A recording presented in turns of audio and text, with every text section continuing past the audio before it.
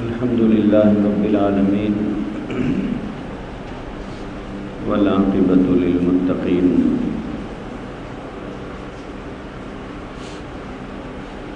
والصلاة والسلام على سيد الأنبياء والمرسلين وعلى آله وأصحابه وأزواجه وذرياته وأهل بيته أجمعين إلى يوم الدين.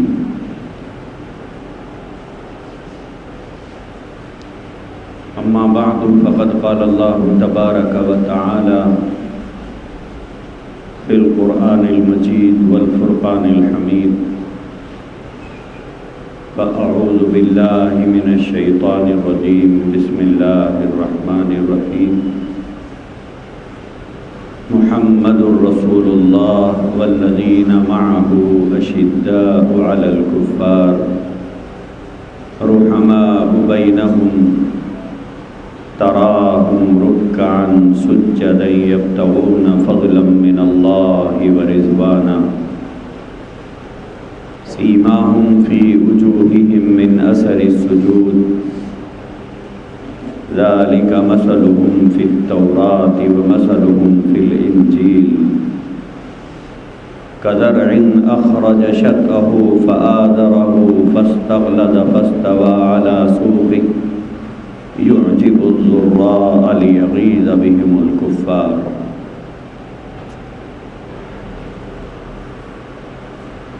وقال النبي صلى الله تعالى عليه وسلم: أصحابي كالنجوم فبأيهم اقتديتم اهتديتم، أو كما قال عليه الصلاة والسلام.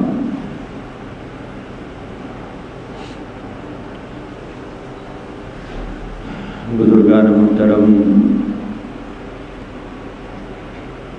عزیزان گرامی،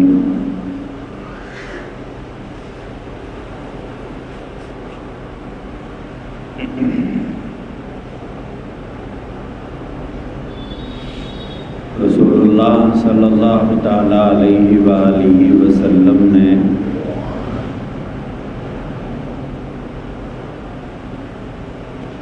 آپ کے دنیا سے پردہ فرما جانے کے بعد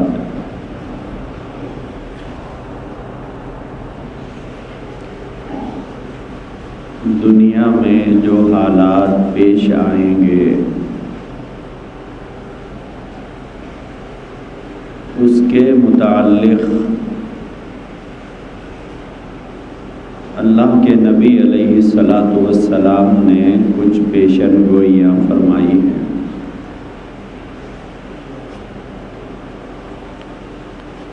جس میں آپ نے امت کو آگاہ کیا اور بتلایا کہ دیکھو میرے بعد دنیا میں ایسے ایسے حالات پیش آئیں گے. اس وقت میں کیا کرنا چاہیے اس کو بھی اللہ کے نبی علیہ الصلاۃ والسلام نے واضح کیا. حدیث کی کتابوں میں حضرات محدثین اکرام نے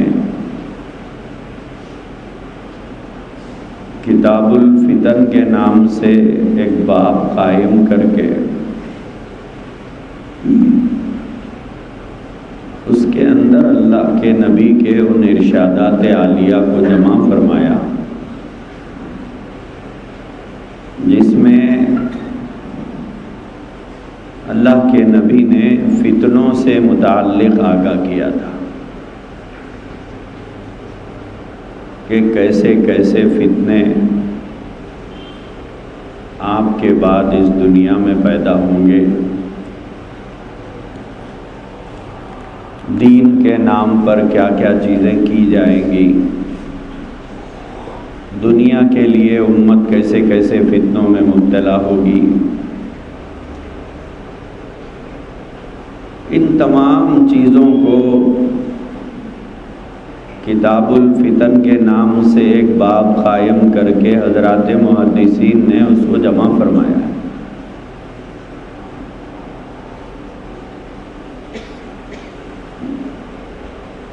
اللہ کے رسول علیہ الصلاۃ والسلام کے بعد حضور کی پیشن گوئیوں کے عین مطابق دنیا میں وہ فتنے پیدا ہوتے چلے اور آج تک چلتے آ رہے ہیں۔ کچھ فتنے دین کے نام پر ہیں، کچھ فتنے دنیا کے نام پر ہیں۔ جو فتنہ دنیا میں دین کے نام پر برپا کیا گیا ہے وہ انسان کے ایمان کے لیے خطرہ بن جاتا ہے۔ ایمان ایک ایسی چیز ہے جس کا سارا تعلق عقیدے سے ہے۔ عقیدہ بیس ہوتا ہے، بنیاد ہوتی ہے۔ اگر آدمی کا عقیدہ اگر صحیح نہیں ہے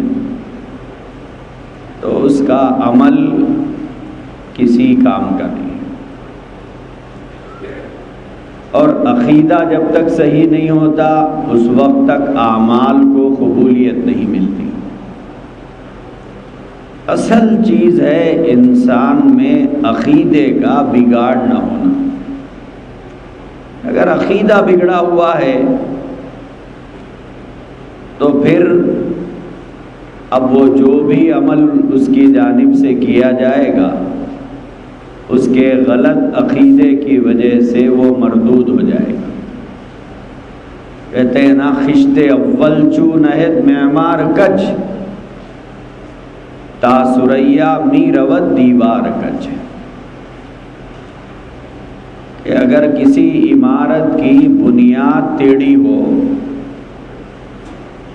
تو اب وہ عمارت اگر آدمی سریا تک بھی لے جائے گا تو وہ ٹیڑھی ہی جائے گی، سیدھی تو نہیں ہوگی۔ تو جن کے عقیدوں میں بگاڑ ہوتا ہے ان کے اعمال میں بھی بگاڑ ہوتا ہے، اور جن کے عقیدے درست ہوتے ہیں ان کے اعمال بھی صحیح ہوتے ہیں۔ تو عقیدہ جو ہوتا ہے یہ اہم ہوتا ہے۔ دنیا میں جتنا فساد مذہب کے نام پر برپا کیا گیا اسی کی بنیاد پر مسلمان امت مختلف خانوں میں بٹی ہوئی ہے۔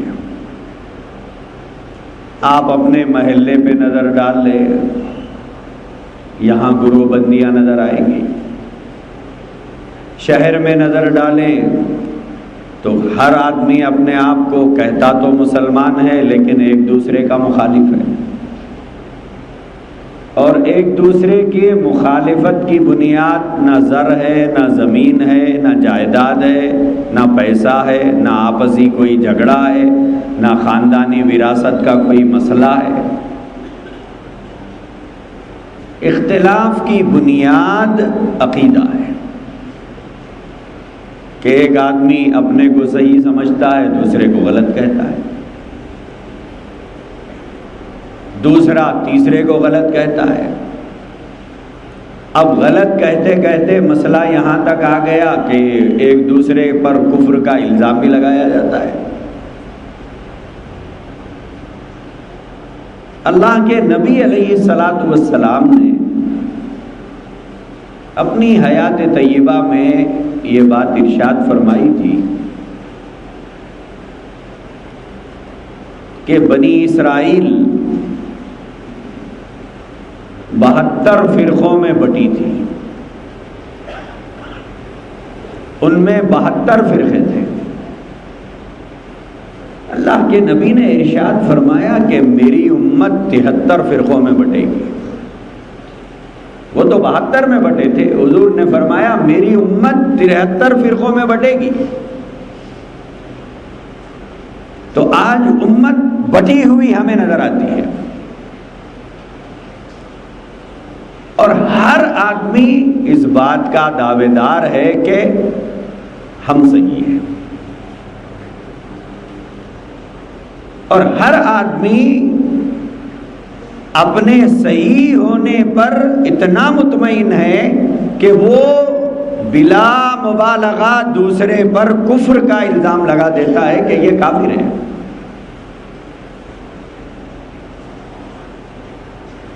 نتیجتاً امت کا ایک بڑا طبقہ اور بالخصوص نوجوانوں کا ایک بڑا طبقہ کنفیوژن کا شکار ہے کہ بھائی آخر صحیح ہے تو کون ہے. ایک ہی گھر میں باپ کے نظریات الگ ہیں، بیٹے کے نظریات الگ ہیں. ایک ہی گھر میں 2 بھائی الگ الگ نظریات کے حامل ہیں. 4 6 8 10 دوست ہیں تو ہر ایک کے نظریات بالکل ایک دوسرے سے جدا جدا ہیں. بحثیں ہوتی ہیں، ایک دوسرے سے الجھ جاتے ہیں.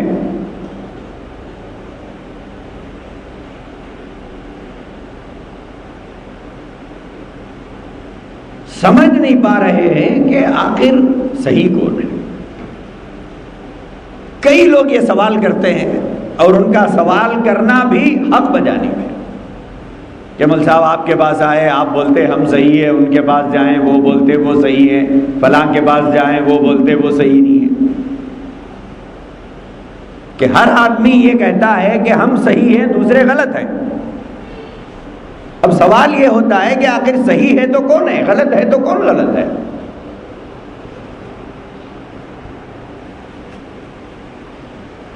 اللہ کے نبی علیہ السلام نے جو بات ارشاد فرمائی ہے کہ بنی اسرائیل 72 فرقوں میں بٹی تھی اور میری امت 73 فرقوں میں بٹے گی. اگر آپ شہر پہ نظر ڈال لیں، دنیا کی طرف دیکھنے کی ضرورت نہیں ہے، لیکن آپ کو یہاں پر کئی ملیں گے.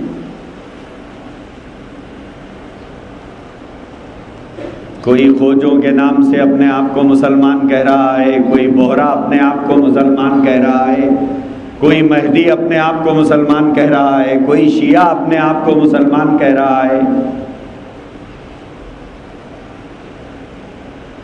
کوئی صدیق دیندار کا فرد ہے وہ اپنے آپ کو مسلمان کہہ رہا ہے، قادیانی اپنے آپ کو مسلمان کہہ رہا ہے.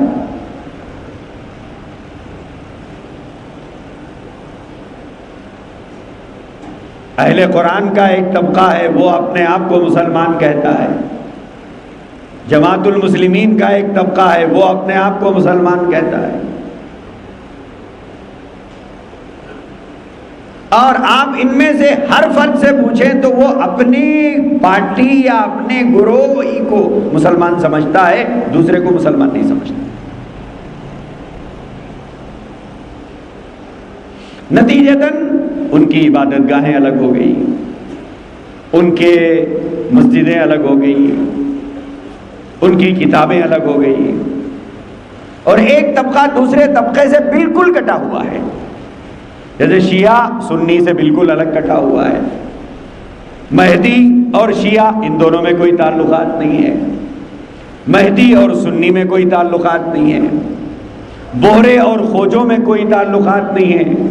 بوہرے اور سنیوں میں کوئی تعلقات نہیں ہے. خوجے اور سنیوں میں کوئی تعلقات نہیں ہے.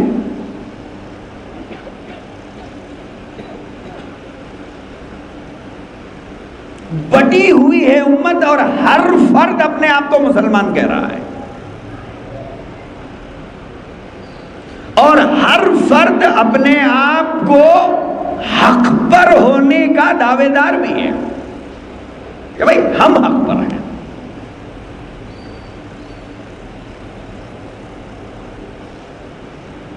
آپ اس کے پاس جائیں، وہ آپ کو سمجھائے گا کہ آپ غلط ہیں، ہماری طرف آ جائیے. کسی اور سے ملیں تو وہ سمجھاتا ہے کہ نہیں آپ ہماری طرف آ جائیے، آپ غلط ہیں۔ نتیجتاً نوجوان طبقہ کنفیوز ہوتا ہے کہ بھائی قرآن ایک، اللہ ایک، رسول ایک، پھر یہ مسائل کیا ہیں؟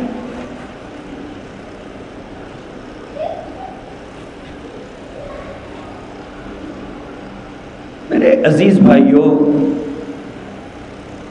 سوال بہت وجہ ہے کرنے والوں کا کہ صحیح کون ہے، اور حق بھی پہنچتا ہے اس سوال کے کرنے کا کہ جب اللہ ہمارا ایک ہے، ہمارے رسول ایک ہیں، ہماری کتاب ایک ہے، تو پھر یہ اختلاف اور نزاع کیوں ہیں؟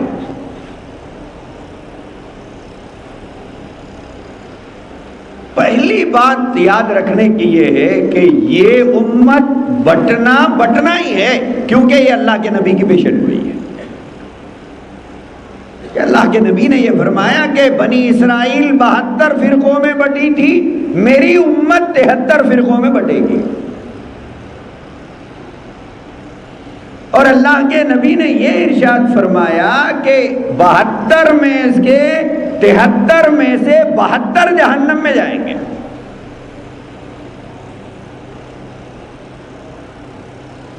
حضور نے فرمایا کہ 73 میں سے 72 جہنم میں جائیں گے۔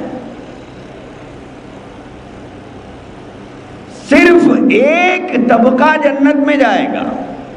آپ ریشو نکال کے اگر دیکھیں تو کتنا بڑا طبقہ جہنم میں جانے والا ہے، کتنا بڑا طبقہ جہنمی راستے پر چل رہا ہے، کتنا بڑا طبقہ گمراہی کے راستے پر چل رہا ہے۔ 73 میں سے ایک جنتی اور 72 جہنمی۔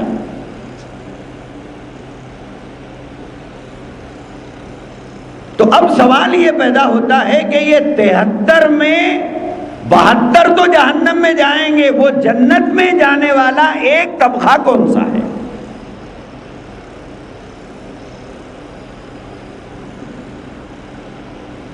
حضرات صحابہ اکرام رضوان اللہ تعالی علیہم اجمعین نے اللہ کے نبی سے پوچھا کہ یا رسول اللہ صلی اللہ علیہ وسلم، وہ جنت میں جانے والا ایک طبقہ جو ہے وہ کون ہے؟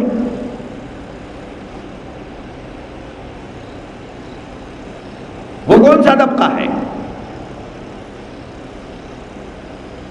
اللہ کے نبی علیہ السلام نے ارشاد فرمایا ما انا علیہ واصحابی۔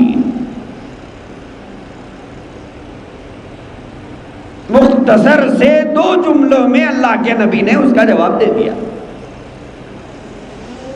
حضور علیہ السلام نے ارشاد فرمایا کہ جو میرے اور میرے صحابہ کے طریقے پر چلتا ہے وہ جنتی ہے۔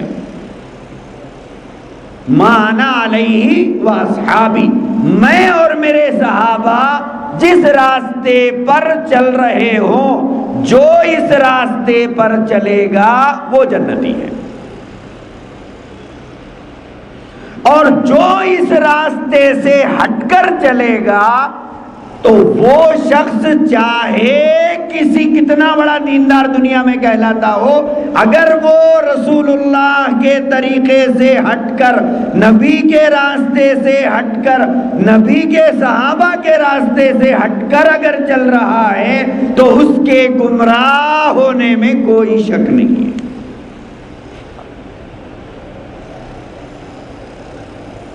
اس کے گمراہ ہونے میں کوئی دو رائے نہیں۔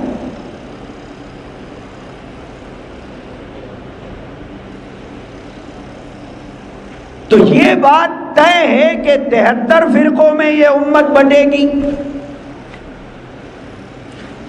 اور یہ بات بھی طے ہے کہ 73 میں سے 72 جہنم میں جائیں گے،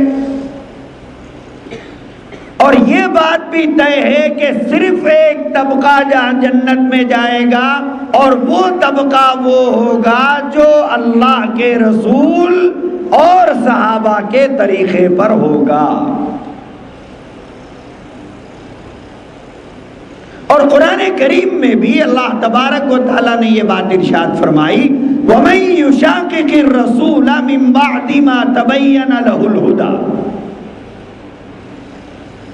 کہ جو رسول کی مخالفت کرے جبکہ حق اور ناحق کو ہم نے واضح کر دیا کہ حق اللہ کے پاس کیا ہے، گمراہی کیا ہے، یہ ہم نے واضح کر دیا. وَمَن يُشَاقِقِ الرَّسُولَ مِن بَعْدِ مَا تَبَيَّنَ لَهُ الْهُدَى، کہ ہدایت کا راستہ کون سا ہے، گمراہی کا راستہ کون سا ہے، اللہ کی رضا کا راستہ کون سا ہے، اللہ کی ناراضگی کا راستہ کون سا ہے، جنت کا راستہ کون سا ہے، جہنم کا راستہ کون سا ہے، یہ ہم نے نبی کی زبان سے واضح کر دیا ہے. لیکن اس کے باوجود کوئی اس کی مخالفت کرتا ہے، یعنی نبی کے راستے کی، نبی کے طریقے کی، نبی کے باتوں کی، نبی کی ہدایات کی مخالفت کرتا ہے. اور آگے فرمایا وَيَتَّبِعْ غَيْرَ سَبِيلِ الْمُؤْمِنِينَ، اور ایمان والوں کے راستے سے ہٹ کر کوئی اور راستے پر چلتا ہے. دیکھیے قرآن کے نازل ہوتے وقت ایمان والے کون تھے؟ جس وقت قرآن نازل ہو رہا تھا اس وقت میں ایمان والے کون تھے؟ نہ شیعہ تھے اس وقت، نہ سنی تھے، نہ دیوبندی تھے، نہ بریلوی تھے، نہ مہدی تھے، نہ خجے تھے، نہ بورے تھے، کوئی نہیں تھے. قرآن کے نازل ہوتے وقت جو مسلمان تھے وہ صحابہ تھے. اور قرآن کیا کہہ رہا ہے؟ وَيَتَّبِعْ غَيْرَ سَبِيلِ الْمُؤْمِنِينَ، ایمان والوں کا جو راستہ ہے اس راستے کی اتباع کو چھوڑ کر کوئی اور راستے کا اس نے انتخاب کر لیا. کیا مطلب؟ مطلب یہ ہے کہ صحابہ جس راستے پر چل رہے تھے اس راستے کو اس نے چھوڑ دیا.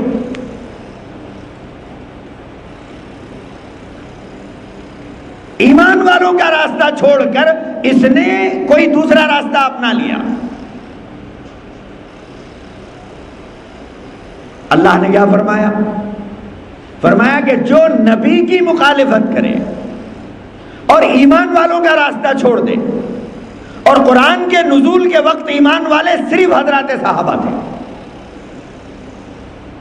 قرآن جن کو مومنین کہا ہے، ایمان والے کہا ہے، وہ حضرات صحابہ مراد ہے اس سے، کیونکہ نزول قرآن کے وقت دنیا میں کوئی بھی جماعت نہیں تھی، وہ صحابہ کی جماعت تھی.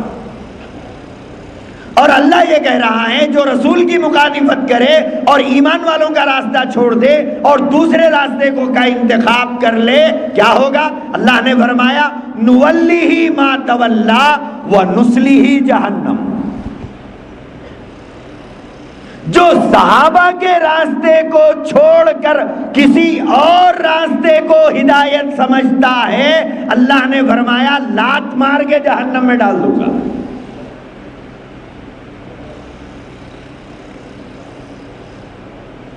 کیوں؟ اس لیے کہ ہم مومن ہیں یا نہیں ہیں یہ تو میدان محشر میں جا کے معلوم ہوگا. ہم مومن ہیں یا نہیں ہیں یہ تو میدان محشر میں جا کے معلوم ہوگا جب اللہ کہے گا کہ تو مومن تھا. لیکن حضرات صحابہ کا مومن ہونا قرآن سے ثابت ہے. حضرات صحابہ کا صاحب ایمان ہونا اللہ کی گواہی سے ثابت ہے. حضرات صحابہ کا صاحب ایمان ہونا نبی پاک علیہ الصلوۃ والسلام کی گواہی سے ثابت ہے. اللہ کی گواہی، نبی کی گواہی، قرآن کی گواہی، ان کے صاحب ایمان ہونے کے بارے میں 3 معتبر گواہیاں ہیں. اللہ کی گواہی، نبی کی گواہی، قرآن کی گواہی.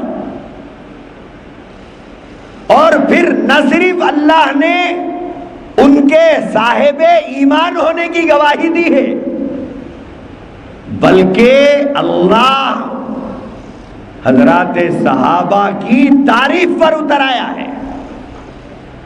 قرآن کریم میں 20 مقامات پر اسلام کے لیے ان کی خدمات پر اللہ نے ان کی تعریف کی ہے.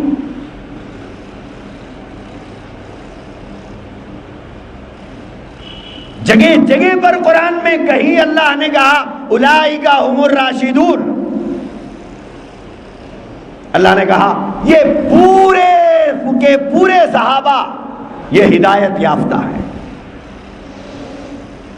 اولئک ھم الراشدون، اللہ نے یہاں جمع کا صیغہ استعمال فرمایا اور یہ فرمایا کہ یہ پورے ہدایت یافتہ ہے. اب جب اللہ نے پورے کہا ہے تو آپ اس میں سے ایک دو کو نہیں نکال سکتے، اس میں سے 10-20 کو نہیں نکال سکتے، اس میں سے 2-4 کو رکھ کے پوروں کو نہیں نکال سکتے. کیوں؟ پورے گروہ صحابہ کے بارے میں اللہ نے فرمایا یہ پورے ہدایت یافتہ ہے. اور کہیں اللہ نے قرآن میں یہ فرمایا اولئک الذین امتحن اللہ قلوبہم للتقوی. کہیں اللہ نے فرمایا کہ ہم نے ان کے دلوں کا امتحان لے لیا ہے، ان کے دلوں کا امتحان لے لیا، یہ کامیاب ہو گئے. کہیں اللہ نے فرمایا اولئک حزب اللہ، یہ اللہ کی فوج ہے. کہیں قرآن میں اللہ تبارک و تعالیٰ نے ان کی عبادتوں کا تذکرہ فرمایا کہ وہ کیسی عبادتیں کرتے تھے رات کو اٹھ اٹھ کر. کہیں اللہ نے قرآن کریم میں حضرات صحابہ کے آپسی تعلقات کا ذکر کیا کہ آپس میں وہ ایک دوسرے کے ساتھ کیسے رہتے تھے. اللہ تبارک و تعالیٰ نے قرآن کریم میں کفر کے ساتھ ان کی سختی کو بیان فرمایا کہ کفر کے معاملے میں حضرات صحابہ کا موقف کیسا تھا.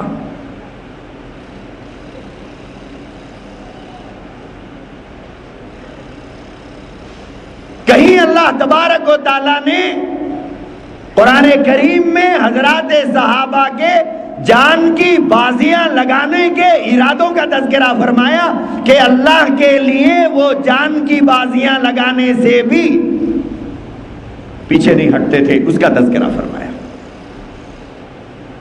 بے شمار صحابہ کی خصوصیات کو اللہ نے قرآن کریم میں بیان فرمایا. کہیں فرمایا یہ 10 صحابہ جنتی ہیں، جیسے جس کو ہم عشرہ مبشرہ کہتے ہیں. کہیں فرمایا میدان بدر میں شریک ہونے والے پورے 313 کی مغفرت کر دی گئی. کہیں فرمایا بیعت رضوان میں شریک ہونے والے 1400 صحابہ کی مغفرت کر دی گئی.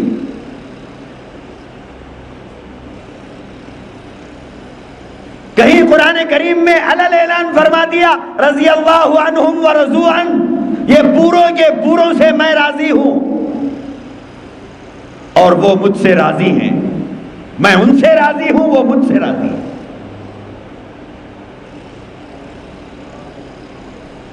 تو قرآن کریم کی یہ آیت کریمہ جس میں اللہ نے یہ فرمایا کہ جو رسول کی مخالفت کرے اور صحابہ کے راستے سے ہٹ کر زندگی گزارے، طریقے صحابہ سے ہٹ کر جو آدمی زندگی گزارے، صحابہ کے عقیدے سے الگ عقیدہ رکھے. حضرات صحابہ کا جو عقیدہ تھا اس عقیدے سے الگ کوئی عقیدہ اس نے بنا لیا. صحابہ کا جو عمل تھا اس عمل سے ہٹ کر اس نے دوسرا راستہ اختیار کر لیا. کرتا تو ہے ثواب کی امید پر، کرتا تو ہے نیک کام سمجھ کر، مگر وہ صحابہ کے طریقے سے میل نہیں کھاتا، وہ اللہ کے نبی کے طریقے سے میل نہیں کھاتا، اللہ کے نبی کے ارشادات میں نہیں ملتا. صحابہ کے عمل میں نہیں ملتا، صحابہ کی زندگی میں نہیں ملتا، تو پھر رسول کے طریقے پر بھی نہیں ہے، صحابہ کے طریقے پر بھی نہیں ہے۔ اللہ نے کیا فرمایا؟ جو رسول کے طریقے پر نہیں ہے اور صحابہ کے راستے پر نہیں ہے، کیا ہوگا؟ نولیہ ما تولی ونصلہ جہنم، وہ تو جہنم کے راستے پر چل رہا ہے، وہ تو جہنم کے راستے پر ہے۔ کیوں؟ اس لیے کہ نہ نبی کے طریقے پر ہے، نہ ایمان والوں کے لیے جو راستہ ہم نے منتخب کیا، نہ یہ اس راستے پر ہے۔ نتیجہ کیا ہوگا؟ اللہ نے فرمایا جب تک زندہ ہے ہم اسے ڈھیل دیتے ہیں، مرنے کے بعد لات مار کے جہنم میں داخل کر دیتے ہیں۔ کیوں؟ ہم نے جو راستہ چلنے کا حکم دیا یہ اس راستے پر نہیں چل رہا تھا۔ اتنی بات جب آپ کو سمجھ میں آ گئی تو پھر اللہ کے نبی کے ارشاد کی طرف آئیے کہ اللہ، یہ تو میں نے قرآن کی بات کہی، اور اللہ کے نبی نے حضرات صحابہ کے سلسلے میں کیا فرمایا؟ اللہ کے نبی نے حضرات صحابہ کے سلسلے میں یہ فرمایا کہ فبی اصحابی کالنجوم،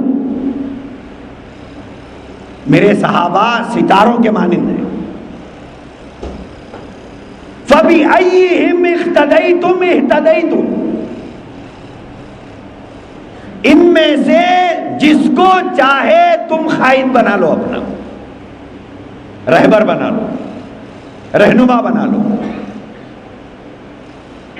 کیا مطلب؟ اللہ کے نبی نے فرمایا میرے صحابہ میں سے کسی کو بھی تم فالو کر لو۔ کیوں؟ میرا ہر صحابی ستارے کے مانند ہے، اصحابی کالنجوم، میرا ہر صحابی ستارے کے مانند ہے۔ فَبِأَيِّهِمْ اقْتَدَيْتُمْ اهْتَدَيْتُمْ، فرمایا جس کو چاہے فالو کر لو، ہدایت پا جاؤ گے۔ تم پورے صحابہ میں سے جسے چاہے فالو کرو۔ کہیں اللہ کے نبی نے یہ فرمایا علیکم بسنتی وسنت خلفاء الراشدین المہدیین، اللہ کے نبی نے فرمایا دیکھو تمہارے اوپر میری سنت وسنت خلفاء الراشدین المہدیین، اور میرے خلفاء کی سنت لازم ہے۔ میرے راستے پر چلو، میرے بعد میرے خلفاء جو فیصلہ کریں، وہ جس طریقے پر چلے، وہ جس چیز کو فالو کرے، وہ جس چیز کا حکم دے، تمہارے اوپر لازم ہے اس کو فالو کرنا، تمہارے اوپر لازم ہے اسے فالو کرنا۔ علیکم بسنتی وسنت خلفاء الراشدین المہدیین، میرے خلفاء کی کو کیوں فالو کرنا چاہیے؟ اللہ کے نبی نے فرمایا مہدیین، وہ ہدایت یافتہ ہیں، وہ ہدایت یافتہ ہیں، ان کے ہدایت یافتہ ہونے کا میں سرٹیفکیٹ دے کے جا رہا ہوں۔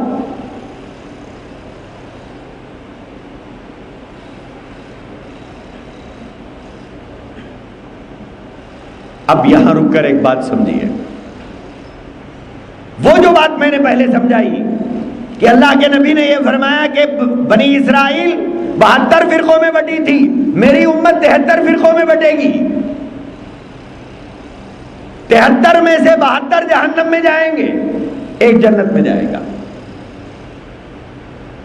صحابہ نے پوچھا یا رسول اللہ وہ ایک کون ہوگا؟ حضور نے فرمایا مانا علیہ واصحابی، میں اور میرے صحابہ جس طریقے پر ہیں، جو اس طریقے پر چلے گا وہ ہدایت یافتہ ہے، اور جو اس طریقے کو چھوڑ دے گا اور دوسرا طریق اختیار کرے گا بلا مبالغہ وہ جہنمی ہے۔ اب ہمارے نوجوانوں کو جو کنفیوژن ہے، جو کنفیوز ہوتے ہیں کہ صاحب یہ کہتے ہیں یہ صحیح ہے، وہ کہتے ہیں وہ صحیح ہے، انہوں صحیح ہے انہوں صحیح ہے، اب سوال یہ پیدا ہوتا ہے آخر صحیح کون ہے؟ کوئی پریشانی کی بات نہیں ہے۔ اگر واقعی آپ کو حق کی تلاش ہے، اگر واقعی آپ کو حق کی تلاش ہے، اگر واقعی آپ کو سچ کی تلاش ہے،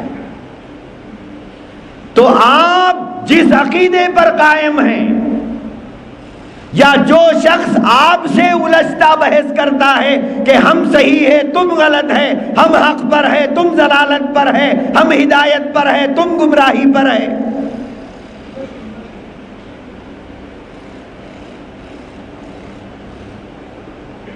پریشانی کی کوئی ضرورت نہیں، امپریس ہونے کی کوئی ضرورت نہیں۔ اور ایک بات ضرور یاد رکھیں، دنیا میں جتنے فرقے ہیں، دنیا میں جتنے طبقے ہیں، ان سب کے ہاتھوں میں قرآن آپ کو ملے گا، سب کا ثبوت قرآن ہے،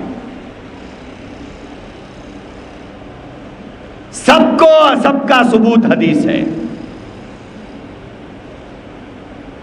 وہ آپ کو قرآن کی آیات پڑھ کے سنائیں گے، دیکھیے قرآن میں یہ لکھا ہوا ہے، وہ آپ کو حدیث پڑھ کے سنائیں گے، دیکھیے حدیث میں تو یہ لکھا ہوا ہے۔ اب جب قرآن کی بات آ جاتی ہے، حدیث کی بات آ جاتی ہے، تو احتراماً ہماری زبان بند ہو جاتی ہے کہ صاحب یہ تو قرآن سے بتا رہا ہے، ہم فوراً امپریس ہو جاتے ہیں کہ صاحب یہ تو حدیث بتا رہا ہے۔ وہ تو آپ کو کتاب کا نام بھی بتائے گا، پیج نمبر بھی بتائے گا، حدیث نمبر بھی بتائے گا کہ بس صاحب فلاں کتاب فلاں پیج نمبر فلاں حدیث نمبر دیکھیے آپ یہ بات لکھی ہوئی ہے۔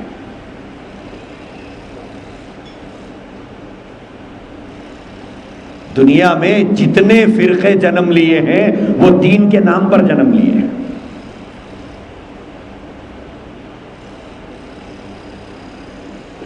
اور دنیا میں جتنے فرقے اور طبقے ہیں سب کا مستدل، سب کی دلیل قرآن ہی ہے، سب کی دلیل حدیث ہی ہے۔ اب ہم تھوڑی دیر کے لیے گھبرا جاتے ہیں کہ صاحب یہ تو قرآن سے بتا رہا ہے، یہ تو حدیث سے بتا رہا ہے، فوراً اپنے بارے میں شک میں آ جاتے ہیں کہ صاحب ہم تو غلط راستے پر ہیں۔ اب جس عقیدے پر برسوں سے ہم تھے اس کے بارے میں شک میں پڑ جاتے ہیں اور مشکوک ہو جاتے ہیں کہ صاحب ہم تو غلط راستے پر تھے، ہم تو غلط راستے پر تھے، آج معلوم ہوا کہ حق کیا ہے، آج معلوم ہوا کہ سچ کیا ہے۔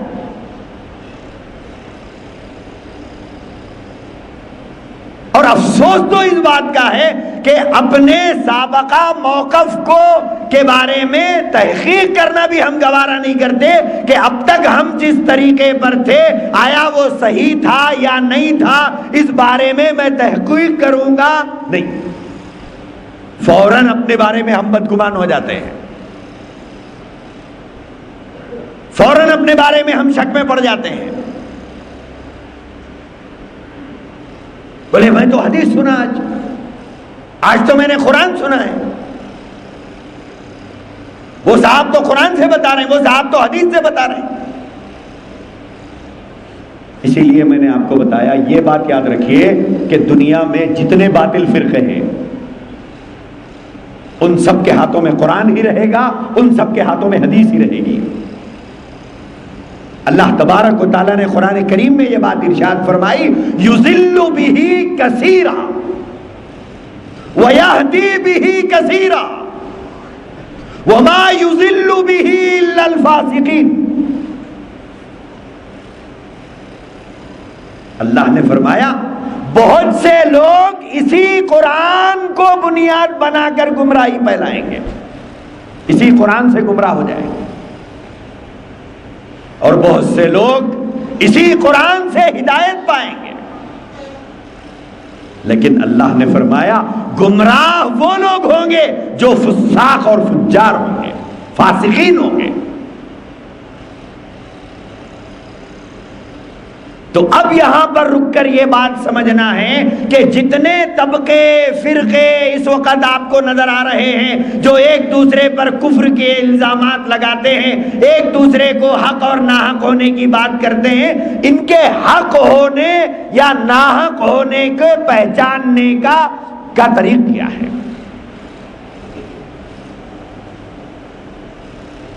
طریقہ کیا ہے؟ کیسے پہچانے؟ پہلی بات تو یہ ہے، اگر وہ قرآن پڑھ کے سنا رہے ہیں تو آپ قرآن سمجھ کر اس کی عزت کیجئے، لیکن وہ جو مطلب بیان کرتا ہے اس مطلب سے امپریس مت ہو جائیے۔ قرآن سمجھ کر اس کی عزت ضرور کیجئے کہ وہ تو اللہ کا کلام ہے، لیکن وہ جو مطلب بیان کرتا ہے اس مطلب سے پریشان ہونے کی آپ کو ضرورت نہیں ہے۔ اگر وہ حدیث کہہ کے سنا رہا ہے، حدیث کی عزت کیجئے، لیکن حدیث کا جو مطلب وہ بیان کرتا ہے اس مطلب کو سن کر گھبرانے کی ضرورت نہیں ہے۔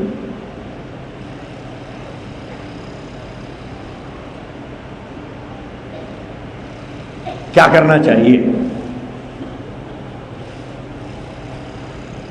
اس وقت کا یہ انتہائی گمبھیر مسئلہ ہے۔ نوجوانوں کا ایک بڑا طبقہ ذہنی الجھنوں میں پڑا ہوا ہے کہ آخر کس کو حق پر سمجھے، کون حق پر ہے کون ناحق ہے۔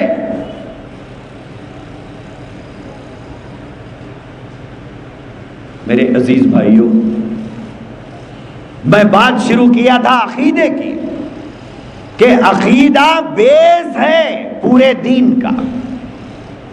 عقیدے کا فساد، عقیدے کا بگاڑ تباہی مچاتا ہے، اور عقیدے کا بگاڑ اگر ہو جائے تو اب باقی اعمال کسی کام کے نہیں ہیں۔ بودی بنیادوں پر مضبوط عمارت تعمیر نہیں ہوتی۔ تو اصل بیس عقیدہ ہے۔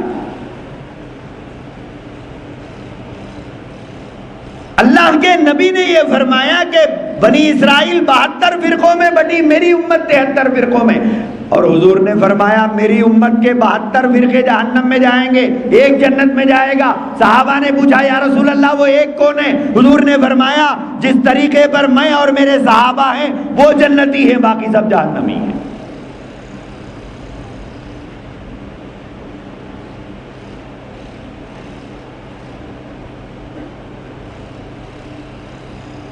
جو بھی دعویٰ، جو بھی جماعت، جو بھی فرقہ یا اس کا کوئی فرد آپ سے گفتگو کرتا ہے تو اس میں قرآن کی جو آیت ہے، جو حدیث بیان کی جاتی ہے، اس کے سلسلے میں ایک بات یاد رکھیں۔ ہمارا جو دین ہے، دین اسلام جو ہے، دین اسلام کا معاملہ ایسا ہے کہ یہ 1400 سال سے ایک ہی نہج پر چلے آ رہا ہے۔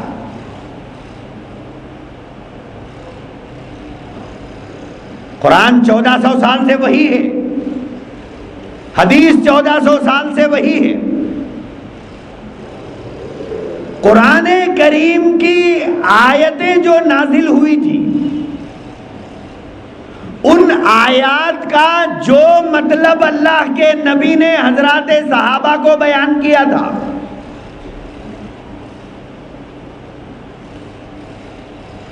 اس کو اچھی طرح یاد رکھیں آپ۔ قرآن کریم کی جو آیات کا جو مطلب اللہ کے نبی نے صحابہ کو سنایا تھا کہ اس کا یہ مطلب ہے، اور حضرات صحابہ کرام نے حضور کے بعد ان آیات کا جو مطلب امت سے بیان کیا، ہم نے رسول اللہ صلی اللہ علیہ وسلم کو ہم نے نہیں دیکھا ہے،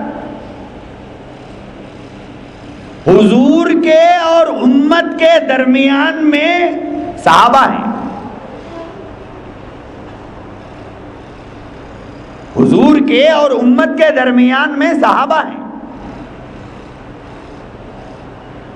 جو کچھ اللہ کے پاس سے حضور کے پاس آیا تھا، حضور نے امت کو جو دیا، درمیان میں واسطہ صحابہ ہیں۔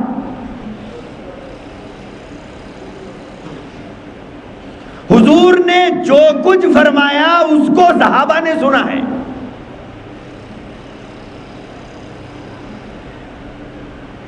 تو اب قرآن مجید کی آیات کا جو مطلب حضرات صحابہ نے بیان کیا ہے،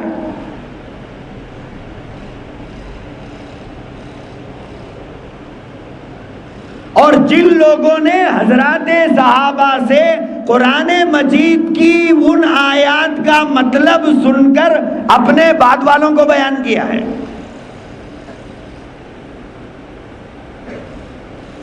انہوں نے اپنے بعد والوں کو بیان کیا ہے۔ 1400 سال گزرنے کے باوجود یہ پوری چین جو ہے، یہ پوری چین کی ساری تفصیلات کتابوں میں موجود ہے۔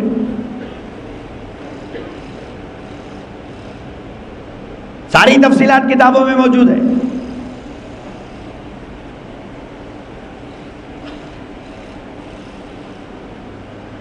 اسی طرح احادیث رسول اللہ صلی اللہ علیہ وسلم، ڈائریکٹ ہم نے تو حضور کو نہ دیکھا نہ سنا ہے، حضور نے جو کچھ فرمایا وہ صحابہ نے سنا ہے۔ صحابہ نے اپنے بعد والوں کو بیان کیا کہ حضور نے یہ فرمایا، حضور نے یوں فرمایا، حضور کا یہ ارشاد ہے، حضور نے یہ نصیحت فرمائی، بعد والوں کو بیان فرمایا۔ وہ بعد والے اپنے بعد والوں کو بیان کیا، وہ بعد والے اپنے بعد والوں کو بیان کیا۔ یہ پوری کی پوری ایک چین ہے، اور اس چین میں جتنے افراد ہیں، آپ اگر حدیث کی سند کو پڑھیں، ایک ہے حدیث کا متن، ایک ہے حدیث کی سند۔ متن کا مطلب حضور نے جو فرمایا وہ، سند کا مطلب یہ ہے کہ میں نے ان سے سنا، انہوں نے ان سے سنا، انہوں نے ان سے سنا، انہوں نے فلاں سے سنا، انہوں نے صحابی سے سنا، انہوں نے رسول سے سنا۔ ایک چین ہے پوری ہے۔ اس چین میں جتنے افراد ہیں، کہیں پہ 2 واسطے ہیں، کہیں پہ 3 واسطے ہیں، کہیں پہ 4 واسطے ہیں، کہیں پہ 5 واسطے ہیں، تو اس چین میں جتنے افراد ہیں ان کی، ان کے باپ کی، ان کے خاندان کی پوری ہسٹری کتابوں میں موجود ہے، یہ کہ یہ کون تھے۔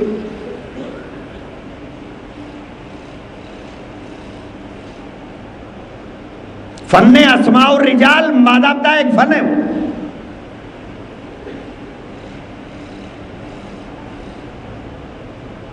تو ایک چین یہ ہے، اور ایک چین قرآن کی ہے، وہ جو مطلب بیان کیا، ایک چین وہ ہے، ایک رسول اللہ صلی اللہ علیہ وسلم کے احادیث کی چین ہے۔ آج 1400 سال گزرنے کے باوجود بھی یہ چین میں جتنے افراد ہیں، آپ اس کی لائف کی ہسٹری اگر پڑھنا چاہے تو آپ کو ابھی بھی ملے گی،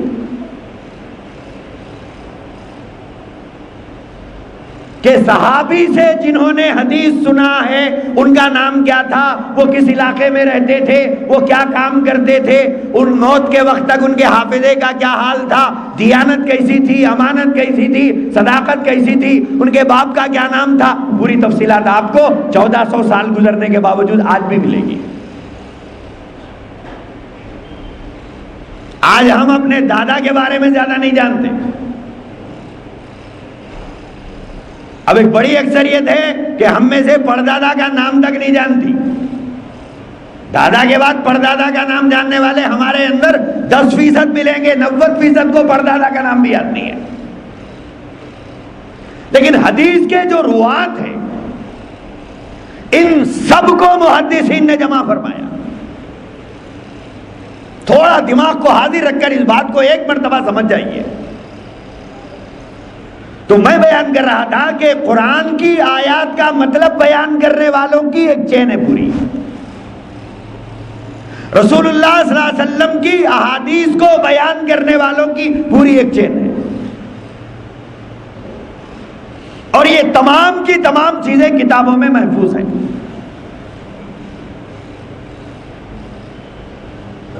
اب مسئلہ یہ ہے کہ قرآن کی آیت کا جو مطلب اللہ کے نبی نے صحابہ سے بیان کیا، صحابہ نے اپنے بعد والوں کو بیان کیا، وہ ان کے بعد والوں کو بیان کیا، وہ ان کے بعد والوں کو بیان کیا، یہ پوری ایک چین ہے۔ اسی طرح حدیث کا مطلب بیان کرنے والوں کی ایک چین ہے۔ ہمارا دین اس طرح سے محفوظ ہے، ہمارا دین اس طرح سے محفوظ ہے۔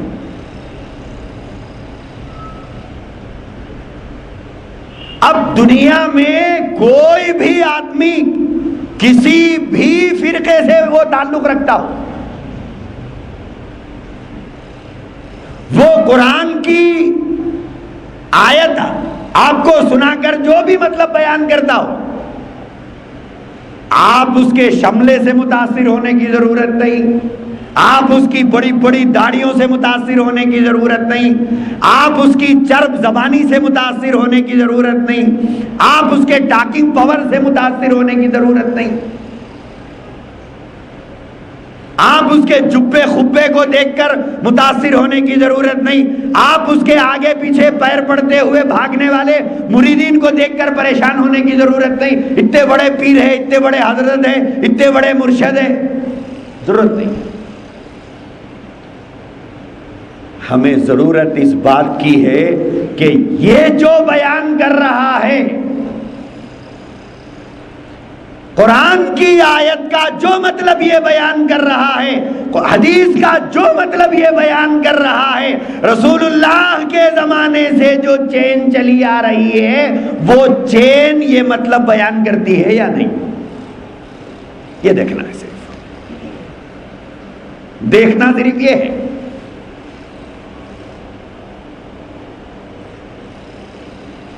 یہ جو عقیدہ بیان کر رہا ہے، سوال یہ ہے کہ یہ عقیدہ وہ چین بیان کر رہی ہے یا نہیں۔ اس چین کے پہلے افراد صحابہ ہیں۔ آپ 1400 سال کہاں کھنگال لیتے بیٹھیں گے؟ تو آپ یہ 1400 سال کے درمیان کا جو گیپ ہے، اس گیپ کو چھوڑ کر ڈائریکٹ آپ صحابہ کے پاس چلے جائیں، ڈائریکٹ صحابہ کے پاس جا کر آپ یہ دیکھیں کہ یہ جو عقیدہ بیان کر رہے ہیں، یہ عقیدہ صحابہ کا تھا یا نہیں تھا۔ صحابہ کا یہ عقیدہ تھا یا نہیں تھا؟ اور میں جس عقیدے پر قائم ہوں، وہ عقیدہ صحابہ میں تھا یا نہیں تھا؟ آسان ہے کمپیریزن کرنا، کہ سامنے والا آپ کو بول رہا ہے کہ تم غلط ہے، تو اب ہم کو دیکھنا ہے کہ ہم غلط ہیں یا وہ غلط ہے، ہم صحیح ہے یا وہ صحیح ہے۔ اس کے دیکھنے کے لیے ڈائریکٹ آپ صحابہ کی طرف چلے جائیں، دیکھیں کہ میرا جو عقیدہ ہے، صحابہ کا یہ عقیدہ تھا یا نہیں تھا۔ اگر میرا جو عقیدہ ہے صحابہ کا یہی عقیدہ ہے، تو اب ہمیں مطمئن ہو جانا چاہیے کہ صاحب میں حق پر ہوں۔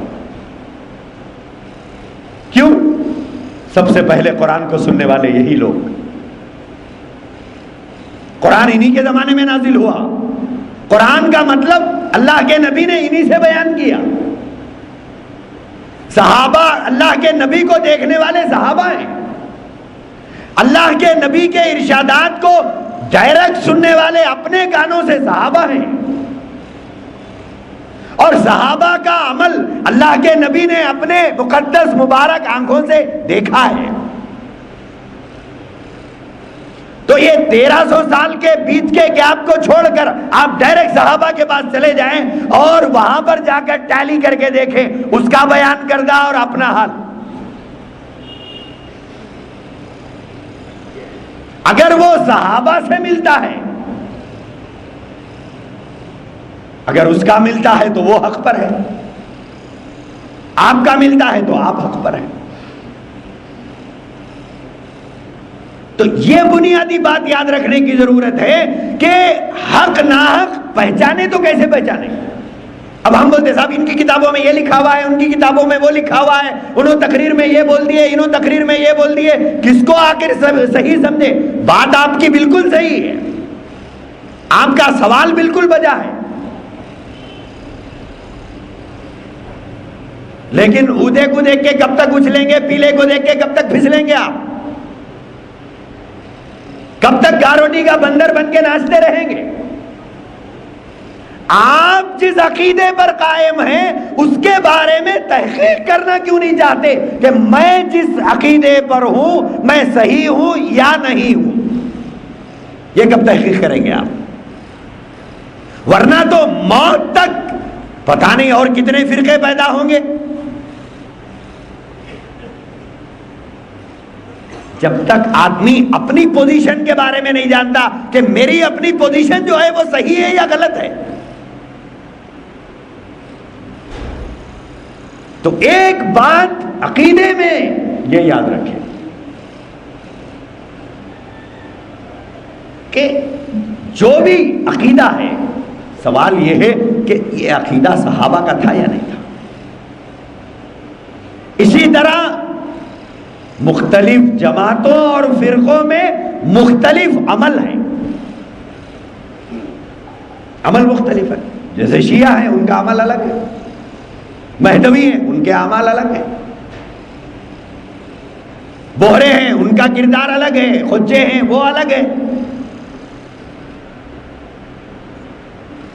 پھر دیوبندی ہے، تبلیغی ہے، اہل سنت والجماعت ہے، کئی مسائل ہیں. کیا کریں؟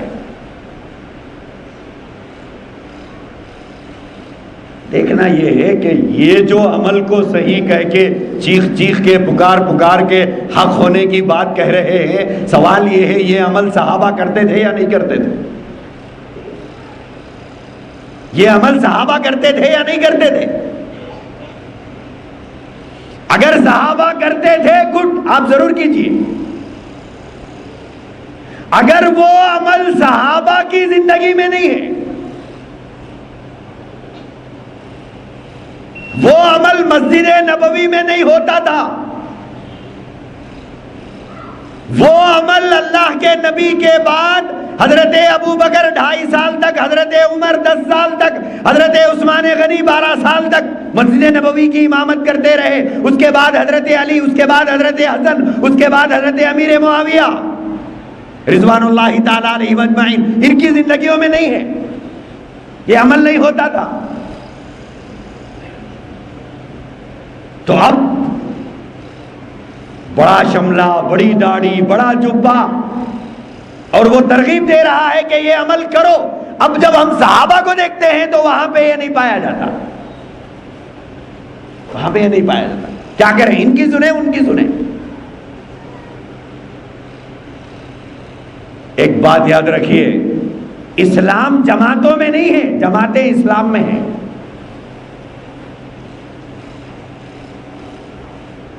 جماعتوں سے اسلام نہیں ہے کہ آپ جماعت کو اہمیت دیں اسلام کے اوپر، یہ تو گمراہی ہے. جماعتوں سے اسلام نہیں ہے، اسلام سے جماعتیں ہیں.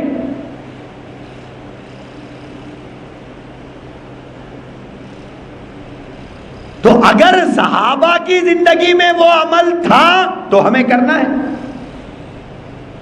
اگر صحابہ کی زندگی میں وہ عمل نہیں تھا، اب دنیا کا کتنا بڑا جبہ خبہ داڑھی جبہ رکھنے والا وہ عمل کر رہا ہو، وہ ہمارے نزدیک کوئی حیثیت نہیں رکھتا.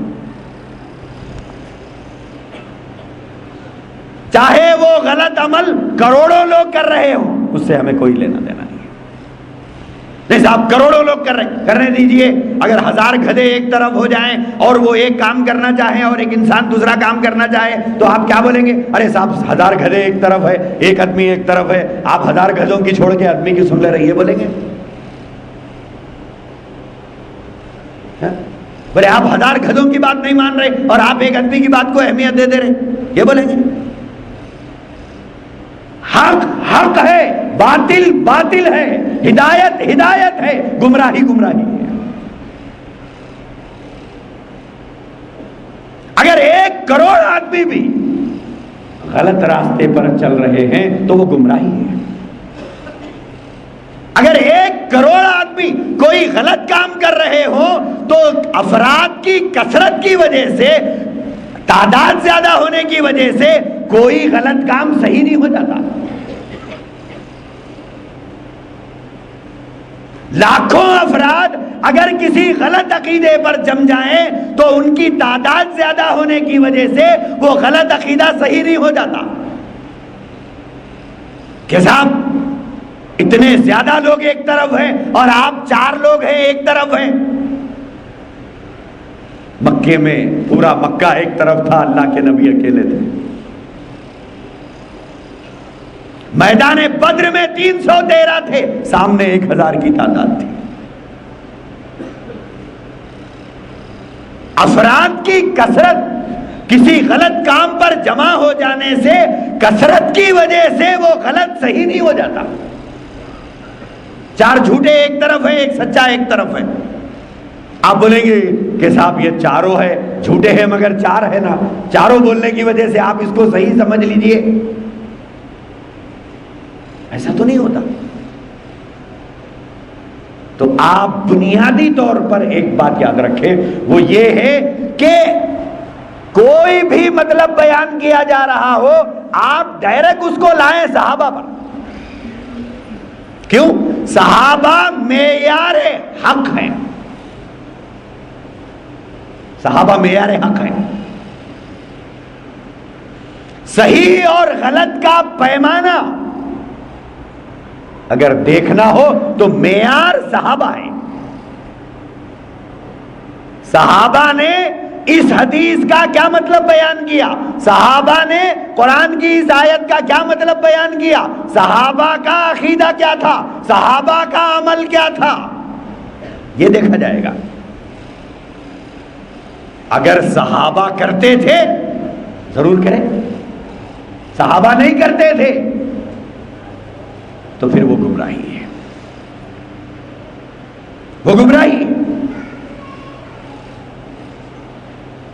چاہے عقیدے کا مسئلہ ہو چاہے عمل کا مسئلہ ہو. تو یہاں تک اس جمعہ میں اتنی بات آپ یاد رکھیں کہ بنیاد ہر چیز کی صحابہ ہے. صحابہ معیار حق ہے. کیوں صحابہ کیوں معیار حق ہے؟ کیونکہ ان کی صداقت، دیانت، امانت کی اللہ نے گواہی دی ہے. اللہ نے گواہی دی ہے. اللہ نے فرمایا اولئک هم الراشدون، یہ سب ہدایت یافتہ ہیں. اللہ نے گواہی کیا دی؟ یہ سب ہدایت یافتہ ہیں. اللہ کے نبی نے کیا فرمایا؟ میرے پورے صحابہ ستاروں کے مانند ہیں، ان میں سے جس کی چاہے تم اتباع کرو تم ہدایت پا جاؤ گے. ایک طرف اللہ کی گواہی، ایک طرف نبی کی گواہی. تیسری گواہی قرآن مجید کی ہے جس میں اللہ تبارک و تعالیٰ نے جگہ جگہ ان کے مختلف کارناموں کا تذکرہ فرمایا. اسی لیے صحابہ معیار حق ہیں. صحابہ معیار حق ہیں، معیار ہیں.